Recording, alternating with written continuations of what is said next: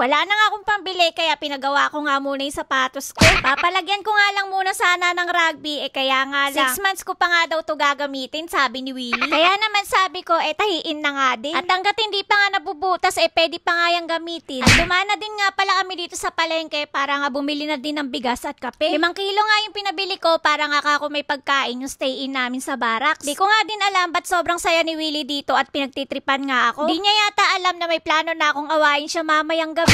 Sabi ko nga bumili na nga din kami ng tinapay dito dahil nga maaga din kaming makakapunta doon. At para nga din meron silang maialmusal. Kukuha nga sana ako ng isa kaya lang doon pala nilagay ni Willie sa likod. Ang ending natakam lang ako. Maaga na naman nga kami niyan dahil plano sana namin magpunta nga ng SM. At kapitbahay nga lang namin yung SM doon sa pinapagawan namin ng bahay. Dahil nga bibili na din kami ng mga pang-exchange gift nga ng bata. Hindi ko nga alam bakit laging namimintog yung bilbil nga ni Willie. Samantalang wala pa nga kaming kinakain dyan. Pagdating nga namin sa site inubutan nga namin si kuya na nagpuputol na nga ng mga bakal. At hindi na nga siya hirap ngayon magputol dahil nga may kuryente na. At nagpa-deliver pa nga si Willie ng 200 nga na hollow blocks. At dito nga sa kabilang banda may nag-UP nga ng anilyo. Naka 135 na nga yan para nga hindi na kayo magalit. At may nabasa nga akong comment dun sa post ko kahapon. Bakit nga daw walang lintel beam at inuna nga daw yung asintada? Medyo malalim nga ho kasi yan. Pati ang asintada nga yung magiging support nga ng beam. At yung kahoy nga na nakapaligid dyan, yan nga yung magiging tanda na hahabulin nga ng tambak. Malaki-laki nga din kasi yung hahabulin na panambak para nga pumantay doon sa kalsada. Dahil nga yung lupa dito sa may bandang dulo pababa nga. At yan nga din siguro yung dahilan kung bakit nga nag-asintada muna sila bago nga maglagay ng beam. Ngayon lang ba kayo nakakita ng ganyang pamamaraan sa construction? Ano sa tingin nyo kung bakit nag-asintada pa sila dyan? At dito nga sinusukat na ni Foreman yung gagamitin niyang pamorma para nga dito sa poste. At nakita nyo naman na ang aga nga namin dito. At lahat nga sila